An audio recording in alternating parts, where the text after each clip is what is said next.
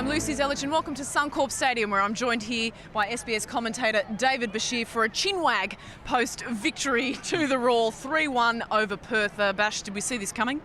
Oh, you saw the result coming, but first half I think Perth did pretty well defensively first half. They didn't create too much, although Sydney had that lone chance in the first 45, but second half it really opened up. I think they committed Broish wider, Frunich pushed up on the right, so they had more attacking outlets in the second half, and as a result it opened up, and certainly when they scored the first goal Perth had to come at them, and as a result there was space that opened up for Brisbane Roar, but still not 100% on what we've seen earlier in the season by Brisbane Roar, but a lot better.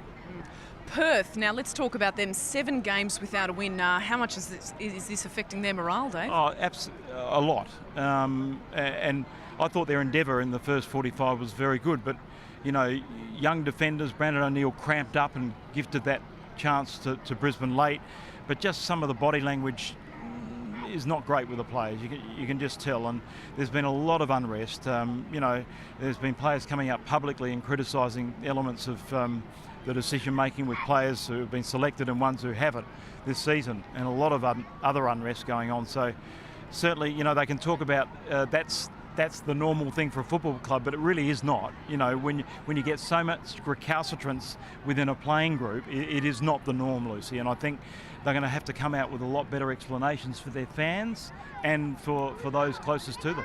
People are definitely going to want answers, but I think one of the most crucial things here as well is that this is the second coach now that this player unrest is occurring with. Are we now starting to see a little bit too much of a coincidence and that it's just the playing group? Well, I just think it's, you know, generally good clubs, well-run clubs don't give player power credence. You know, they run the club the way they want it. It's like the tail wagging the dog in principle, and I don't think that should happen. So, you know, if Tony Sage is going to learn a lesson, it's a big one from this season. Whether he heeds those lessons remains to be seen. But I think, you know, without knowing the specifics of the situation, you've seen it in plenty of other clubs where player power has risen over common sense, and the sort of unrest we're seeing now at Perth Glory really, you know, unveils, doesn't it?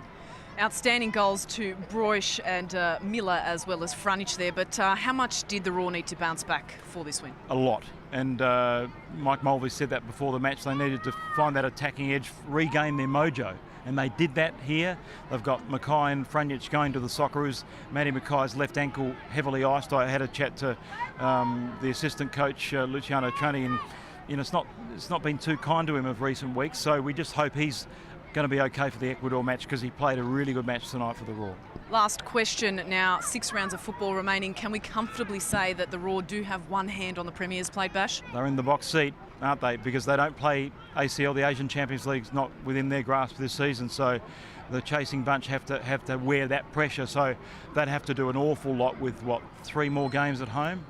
Before the end of the 4 more games at home before the end of the season. So look, they're in the box seat, Lucy. They should win it. There you have it, the chinwag master himself, David Bashir. Thank you so much for joining me here at Suncorp Stadium on the back of the 3-1 victory over Perth Glory.